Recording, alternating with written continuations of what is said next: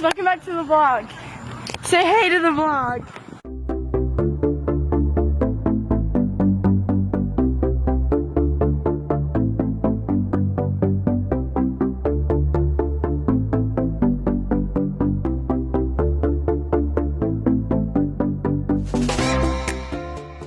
Shoes are prison. If I could, I adore living in Florida now, because living in Florida means there's like 9 months out of the year I don't have to wear shoes.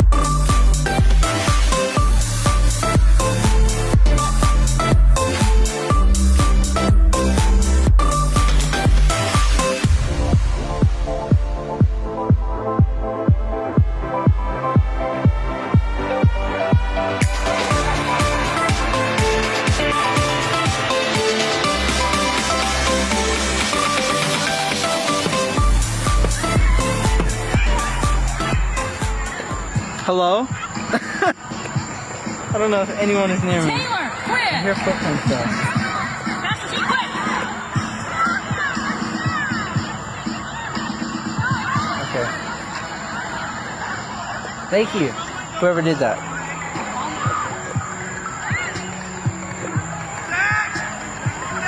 What?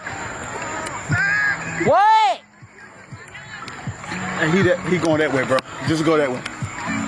What did I do? Just keep going. You hear him? Keep going. He going that way.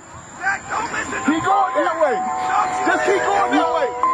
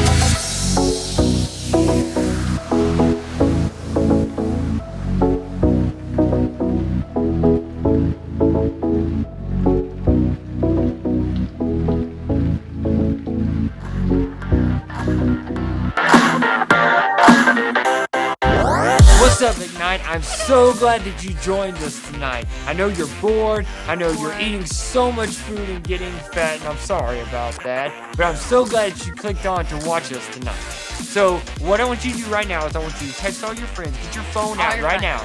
Right now. I know. Get your phone out right now. Right now. And text all your friends. All your friends. And there's going to be a link right here at the bottom of the screen right now. So on Facebook, on YouTube, I want you to text all your friends and tell them to get online right now and join us. Join us. We just posted the link on Instagram and our stories, so you can pull that up and share it to all your friends. Tell them to check it out, or the link is in our bio on Instagram. So. And I know for a fact tonight we're going to be doing some giveaways, right? Yes. Well, one giveaway. One giveaway. So, how do they win the giveaway? The way you win the giveaway tonight is that we're going to be doing a March Madness. Due to the fact there's no sports are on right now that you can watch, no baseball, no basketball, nothing like that, we're going to do our own March Madness. Yeah. So in a few moments, I'm going to get onto the court in our gym and I'm going to shoot free throw shots for an entire minute. How many ever I can make. So I need you to go on the chat right now, go on there and write down how many you think I can make in a minute. And whoever gets the closest and whoever guesses the correct amount of however many I make, you're going to be the one that gets the giveaway tonight. So we're going to be doing that here in just a few moments. We want to give a shout out to some birthdays. So Lauren, what are the birthdays? Okay, so last week we really weren't able to connect with you guys personally like this. So let's see, Emily Rabner, happy birthday. Happy birthday, Emily. And Miss Cece. Happy birthday. Oh, she's one of our Ignite leaders. She's one of our small group. What's up, CC? Happy birthday. Okay, also, this week, Gabby and Sophia, your birthday is, today. Today is your birthday. Hey, Gabby and Sophia, happy birthday, y'all. And Layla, happy birthday. Happy birthday, Layla, on Saturday. Hope you have a great birthday. And Lindsay Sheets, happy birthday to Happy birthday, Lindsay. And also, cannot forget this very special person whose birthday is Friday, Pastor T. It's my birthday. I'm so excited. I'm going to be 15. 15. Incorrect. I love Amazing. being 15. I love being 15. Happy birthday, you guys. We're sorry we can't see you in person, but happy birthday, though. Happy birthday from We our love hearts. you. We love you. We hope you feel guys. us in spirit, right there. Happy birthday, guys. If you're just joining us right now, at the bottom there is a link for YouTube and Facebook. Get on right now. Text in your number of how many shots I'm going to make. So stay tuned with us tonight. Don't click off. Be with us. Text all your friends. And I don't know how we're going to end it. How should I end that? I don't want it to end. Well, it doesn't have to end. Great. Because we want to tell you guys about Tell It Tuesday. So every Tuesday, we want those of you who feel like you have a special word from God that you want to share, or maybe like a testimony of how God has brought you through something in your life, or it could just be something that God's put on your heart. Every Tuesday, we want some of you guys to film yourself, and we're going to broadcast that on Instagram. So it'll be Tell It Tuesday. So if you feel like you want to do this, direct message us, and we will get with you. Also, since you're watching us on Wednesday, don't forget to join us also on Sundays at 10 a.m. You can watch not only Pastor Rogers preach, or you can join Pace Kids. So on Sunday mornings, wake up. You can stay in your pajamas or however you want to, chill out, and just click online. That's all you got to do on Sundays. So stay with us tonight. We're going to be doing some awesome things that you're not going to want to miss tonight. See you soon. Since March Madness is not going on, no sports are planned, what I'm going to do right now is I'm going to make as many free throws as I can make in 1 minute. So if you've submitted your answer, no more answers can be submitted right now. We'll see how many I can make. So let's get started.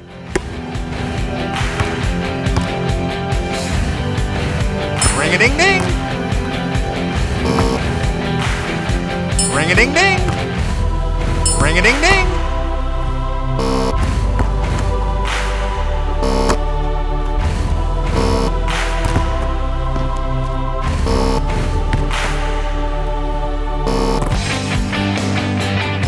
Ring-a-ding-ding.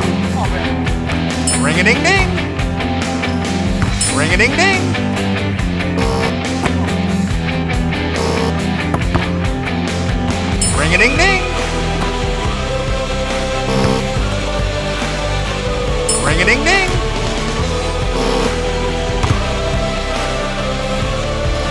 Ring-a-ding-ding.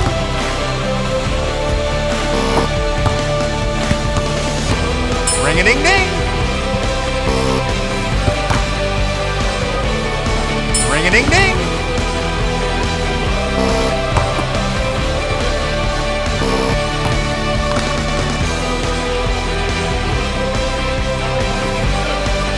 So there you have it. However many I make, if you were the one that got the closest or got the correct amount, by the end of the night tonight, I'm going to let you know who the winner is.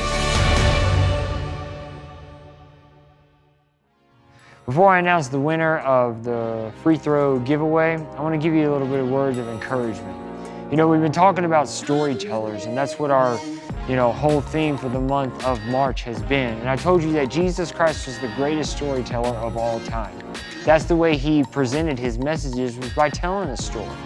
So how many of you, have ever seen American Ninja Warrior? I mean, how they do crazy things. They got to get to the end of this crazy course and ring a buzzer, as the quickest as they can. I know I was watching one, on YouTube, because, you just go on YouTube and find all these kinds of stuff. And there's one guy who he had the best time, but his whole occupation, like his real job, was a weatherman. You gotta think about it. A weatherman doing American Ninja Warrior. He was just a normal guy, but he's the greatest out of all the competitors that were out there, but his real job was a weatherman.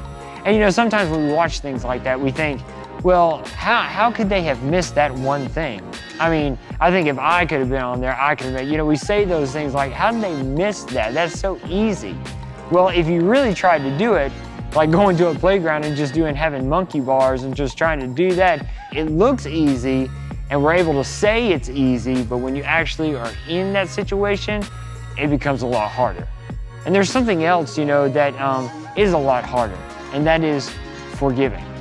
And we've all heard, in church, if you've been in church, you heard, you always need to forgive. You always, don't hold a grudge and everything. Don't let the sun go down your wrath. The different things that we hear, and it's easy for us to say, I know not to hold a grudge. I know I need to forgive. I know I need to do those certain things like that. It's easy to say that.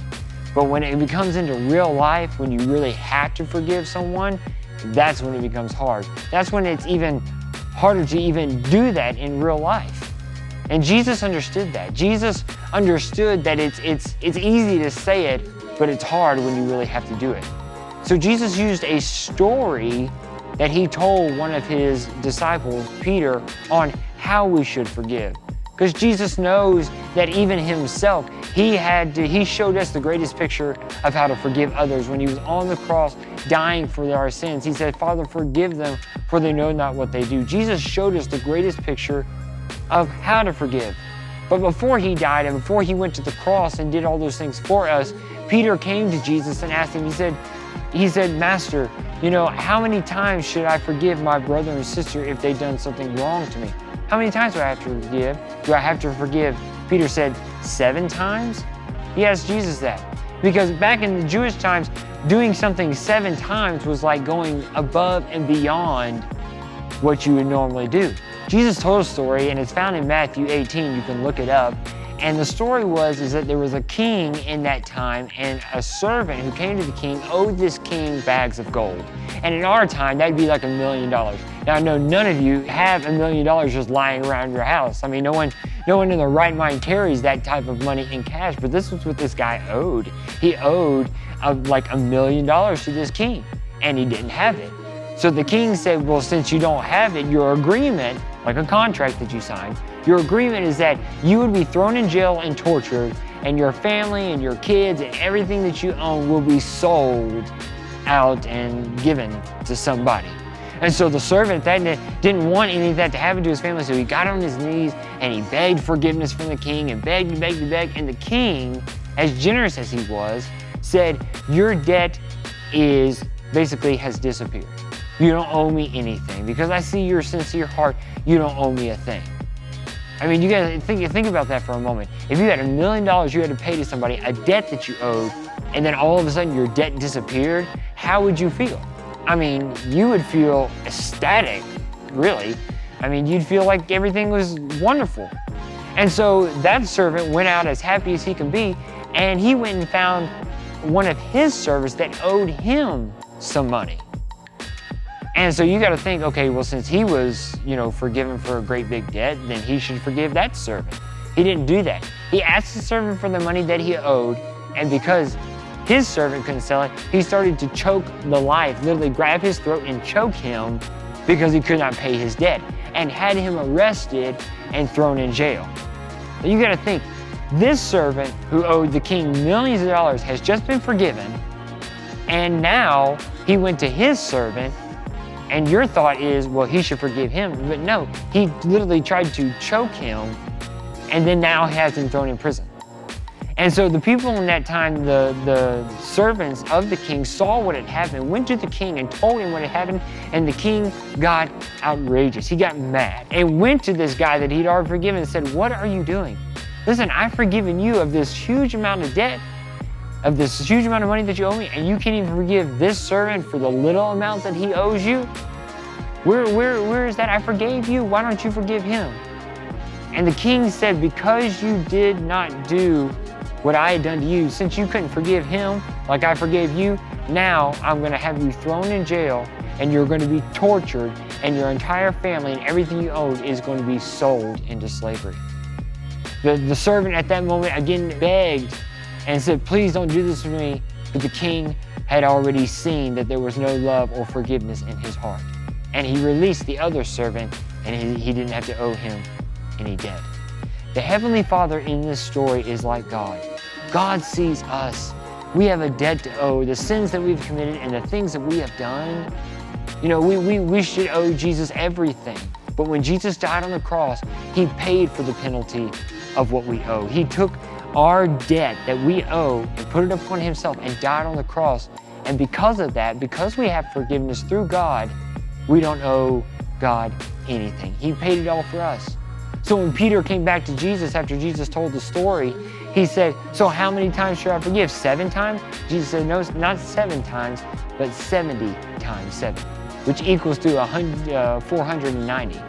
And so you're saying, well, Pastor T, does that mean I have to count every time I forgive someone? No, you don't have to. Because if you're keeping count of how many times you forgive, you're not really setting yourself free.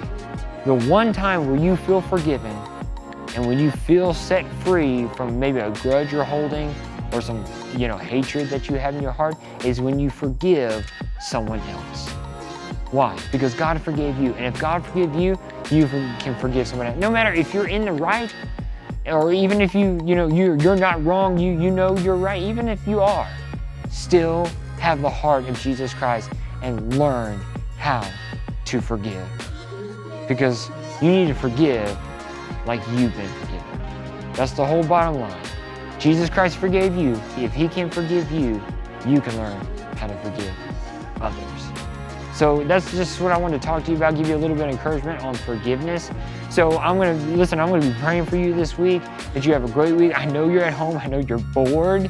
I know you're about to start school here really, really soon in that virtual thing. I know if you may be getting your materials or you may already have your materials. I know you're going to start school really soon. So I'm going to be praying for you as you're doing that and praying for you the rest of this week.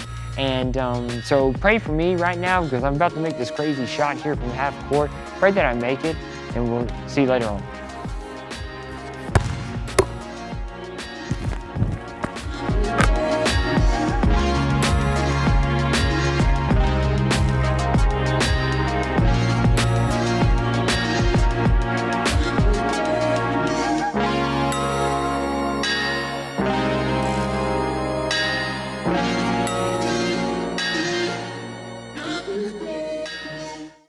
Hey, Ignite, I'm so glad that you joined us tonight. For everyone out there in, virtual world that I'm going to call it tonight, whether you're watching on Facebook or on YouTube or wherever that you're watching, we're so glad that you joined us. What I want to do right now is I've brought a few students up here. We're going to kind of do a discussion and kind of a student panel that we want to do tonight. And so if you're watching right now, as we're talking tonight, sharing a little bit about what God's put on our heart. If you've got a prayer request or something that you want God to do inside of your life, then I want you to send it in right now. We got some people that are going to be chatting with you and helping you out. So if you got that, send that in. Sorry, excuse me. I've got a tickle in my throat tonight. So I'm trying to work that out. So if you got a prayer request, send that in. We got some people that are going to be chatting with you, and they're going to send it in to me tonight. But also what I want to do right now is I want to give out the winners of who won the free throw shots. So the winners tonight are going to be the two winners who guessed the correct amount, exactly 11 of how many I shot, was Hope Doan and Joseph Polk. So, guys, if you're watching right now, you are the two winners. I'm going to be sending you, whether it's in the mail, either a gift card or a code that you can type in for iTunes to get an app or whatever like that. I'll be sending you something. So be checking whether it's your Instagram account or your Facebook account or whatever the account. I'll be getting in touch with you. So make sure. Thank you so much, Jonathan. Thank you for that. So make sure you be looking for that. But you are two winners tonight. So what I want to do right now is, as you know very well, everything, people are being quarantined, people are staying in their house and, not able to go out, and fear has really gripped this world. Fear has really gripped, everybody and different things. And y'all very well know, how, you've seen people, how they are and how fear has gripped their life because they're scared about whether or not they have the virus or not, or whether they're going to get the virus or whatever like that. And so tonight, what I want to do with our students up here tonight is that we're going to go around the circle, and our topic tonight that we're going to talk about is choosing faith over fear. You know that faith is, what it means is that it's the substance of things hoped for, the evidence of things we cannot see. Faith is knowing it's real without you actually seeing it, like the wind. You know the wind's there, you feel the wind, but you can't see it. You have faith in believing that it's there because you can feel it. So we're going to choose faith over fear, and that's what we're going to talk about tonight. So we're going to go around the circle right here, guys, and I want you to give me, faith over fear. How is we as believers, as people of Christ, as people who have Jesus Christ inside of their life, with all the panic and the chaos and everything that's going around in this world with this virus and everything that's going on, how is we as believers, people who believe in God, how do we show our faith? How do we stick our faith out there so we don't go into panic, that we don't go into chaos, that we don't get so, bombarded by everything to where we have fear? Because as you well know, as I well know, that God is not the object of fear. God does not put fear in our lives. That's not what he does. He's the God of peace. He's the God of comfort, and he's the God who gives us faith. So, Madison, we'll just start with you. You give me, how as we believers stick out our faith out there? Okay, so first, I think that we need to believe that God has a plan for everything, that he is always in control no matter how bad it may seem. He has his hand upon us, and that eventually things will get better if you just believe that, yes, God will get us through there. And so, for instance, I work at a grocery store, so I am constantly interacting with a lot of different people who are scared. And one thing I do is that I just try to comfort them and say, this will pass. It won't last forever, that there will be an end to it, and better things are to come. That's great. That's great. So you work at a grocery store, so you see like millions of different people, right? Yes. Yeah. So I mean, that's good. Giving them the hope, letting them know that yes, it will pass. That's perfect. That's what we need to be doing, is letting people know, yeah, this is happening for a season, but it's only for a season. There will become a time where we will get through this, that we will overcome this at this time. So, Cassidy, give me your perspective on how do we show our faith out. Yeah, I think pretty much the same as Madison. Like, there's so many people in fear and everything like that, and how fear can always feel like it's like overtaking and things like that. But it's kind of funny because my middle name is Faith, so it's like having faith over fear. Everyone's like, it should be easy for you, like it's your middle name, and I'm like, not really. That's like an area I feel like I struggle a lot most of the time. But something that like I feel like the Lord has taught me recently is like even when I can't see him working, like the song, like even when I can't see it, you're wearing it. Even when I can't see it, you're working. Even when I can't feel it, you're working. Like even though people are like going crazy and buying toilet paper, like they're like it's going out of style, like it's where you can be like, okay, well, even though this is going to happen, like, I know that my faith and my God is bigger than any virus that's, like, really probably actually super small and just, like, takes over your entire body. But, like, I think that having faith in God and, like, childlike faith, like how we were little, it was so easy to trust God, and how as we've grown, it just becomes harder. Yeah. But just being able to remember that faith over fear is something that is just more important than anything else, and having faith in God. Yeah. I mean, faith is a big thing that, like you said, as you get older, it gets a lot harder to believe certain things that as a child, I mean, you think everything's real. I mean, you think Santa Claus still exists, you know? I mean, so, I mean, it gets a lot harder to trust in certain things, and so that's great. But having that faith, even in the time that we're in right now, is great. Tommy, give me, how do we show out our faith? For me, a big thing is, see, I have a lot of control in my life. Like, I schedule everything, and due to the events of the past, like, 2-3 weeks, everything's been messed up. So I feel like just having, like, it's been hard for me to cope with not being able to, go to school and do my daily schedule. But just having faith and knowing that in the end, God has control. You might not have control, but God has control over everything that's going on. Just putting your faith in God and the fact that you might not know what's going to happen tomorrow. But God, He knows what's going to happen forever. So, yeah, God knows, like you said, the future and everything. So if you got your prayer requests as we're going through this, just send them in. We're going to be getting them. I'm going to be getting them on text. So if you got a prayer request as we're talking tonight, please send those in. I just want to remind you of that. No, that's great. Braden, give me your perspective on that. Okay, so basically my thing is you have to really just trust, like Tommy said, that God has got this, because no matter what's going on, people are buying everything off the shelves. People are going to go crazy. That kind of stuff happens. History has shown that. But you just have to put your trust in God and know that He's got everything under control. He knows what's going to happen, like Tommy said. And you just have to enjoy what's going on right now. Look at the positive side of things. Like, hey, we're out of school. But you also have to take the precautions, like the government is saying, wash your hands and do everything. Because, yes, God has absolute control of everything, but He also needs you to do your part. Because He doesn't want you to be stupid, obviously. But do your part, wash your hands, and avoid contact with, like, elderly people. But at the same time, don't freak out. This isn't a huge ordeal. God's got it under control. And that's really my opinion on everything that's going on right now. You know, you say you're, basically you're out of school as of this moment right now. So I know 2 weeks of spring break is amazing for y'all right now. But the bad thing is that after the spring break is over, they shut the beaches down. So I know you're probably sitting at home and the walls are closing in and you're bored out of your mind right now. Have y'all been sitting at home just bored out of your mind? I've been losing my mind.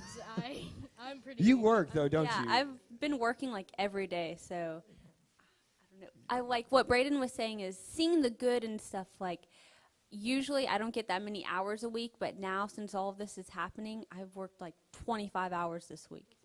So, and I constantly tell people that I interact with, yes, I just feel so blessed that even though all of this is going on, that God has given me a different opportunity. And that's a great way to share your faith with other people without, telling them Jesus, Jesus, Jesus. By you just saying those little things, it shows the light of Christ inside of your life. And you made a good point, too, that God has everything under control, but we got to do our part. I mean, you learn to wash your hands, and, when you're 3 years old, I mean, you learn. My little girl, I tell her every time she comes inside from outside, wash your hands, wash your hands. That's things that you learn. But if we don't do our part, God's got everything. But if we don't, God's asking us to do something. Take the precautions, yes. That's what we all need to do, but don't freak out when you do it. God's got everything under control. So faith over fear, having that faith and believing that fear should not be a factor for you. Faith overcomes that fear, and the strength from God overcomes that too as well. So, just interject here wherever you want to. What has God laid on your heart as possibly that you could say to some of our students out there that you think of that, besides what you've already said already, that you think would be good to say to the? I can't really remember the exact where it is in the Bible, but I know in the Bible it says God has not given you a spirit of fear, but of power, love, and a sound mind. So I think that you don't. While this is something to definitely be cautious of, wash your hands if you think, if you feel just a little bit ill, maybe just try and stay away from people, but don't go crazy, because in the end, God's got this, and He's given you that spirit of power, love, and a sound mind. Just be cautious, but also just remember, don't freak out, don't go panic buy toilet paper, just stay calm, pray, and remember that God has everything under control. That's great. That's kind of like our fearless signature scripture is 2 Timothy 1:7. For God's not given us a spirit of fear. So that's great. Give me something else. Somebody else. I'm totally going off not even my notes. I don't even know why I brought this. But something that since Eddie James came on our to Fearless a couple weeks ago, something that God's been really just pouring into my life is joy. That word, I've seen it everywhere. I write it everywhere for some reason. I've been writing it everywhere. And so I was blessed to receive one of the giveaway CD things, and that's one of the first songs you hear on the CD. So I have been playing that song on repeat every day this whole entire 2 weeks type situation. And something that he showed me is you can find joy even in quarantine. That was something I sent to one of my friends. I was like, find the joy in the quarantine. All right. Trying to be funny and make their day. But it was actually something that God was are you finding joy in every situation? Are you finding joy that anything can happen? Because I got sick literally the day of quarantine, the day it started. It was you're sick. And I was okay, that's cool. So I thought I had corona. I was crying myself to sleep every night because I thought I had the coronavirus. And I don't, obviously. I'm alive and well. But something that I was sitting there and I was like, Mom, I don't get why I'm sick. And my mom's Miss Regina, if no one knows that. She's a very joyful person. So I know she's watching right now. So yes, she's watching. Hi, Mom.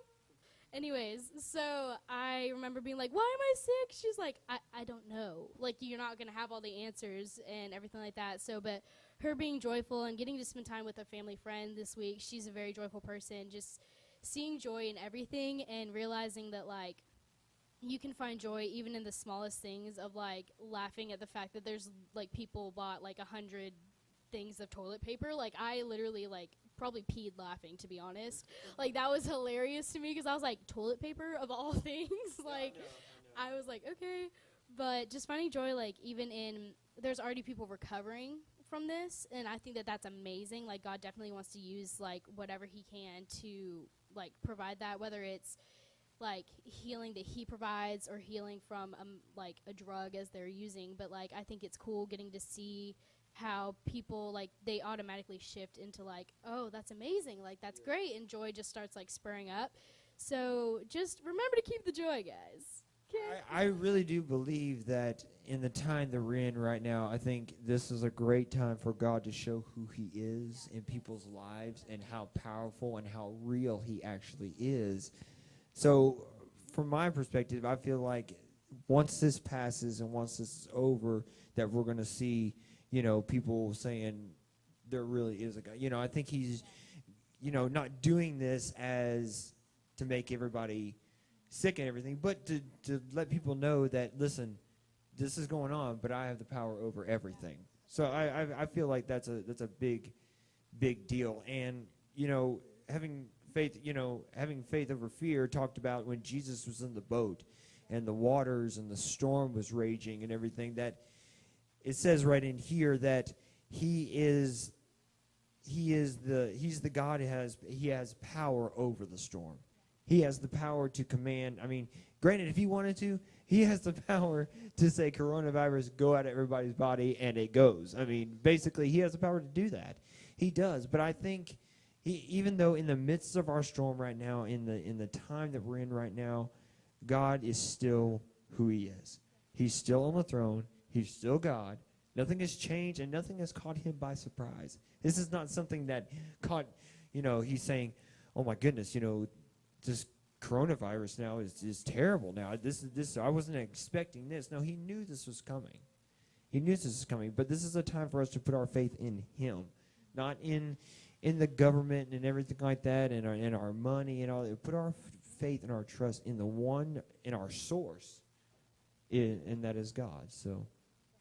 Yeah, and something that I've kind of come to realize throughout this is that we don't have to physically be at church in order to have a experience with God or to have a revelation on our own. Like, people a lot of times get the idea that, oh, I need to be at church to get a message, I need to be at church to feel God's presence, when in reality, no, you can do it at home. And another thing is, I feel like we may even be reaching more people now that we're online, because people who can't be there in person are going to be able to be online. People who maybe typically wouldn't come, this has woken them up to the fact that they need to have a relationship with God. They can just go online instead of physically having to be in a church. And so I think that is really opening up a lot of positive things right now. But going back to the whole relationship with God thing, right now with what we're doing here, Sundays with what Pastor Joey's doing in the main sanctuary, you can be reached through that. So don't just neglect that because you think that I'm not there, I'm not going to be affected by it. You can still experience something more, perhaps, than what you would get here on Sunday. So. Yeah, God can touch you as you're watching right now. Just because you're not here doesn't mean that God is not confined to a building. He's not confined to the four walls of a church. So like he said, you ain't got to be here to feel God's presence. He can reach you right where you are. He's the God who can be everywhere all at one time. So as you're watching right now, or whether you watch on Sunday, well, God can touch you and meet your need no matter what it is right now.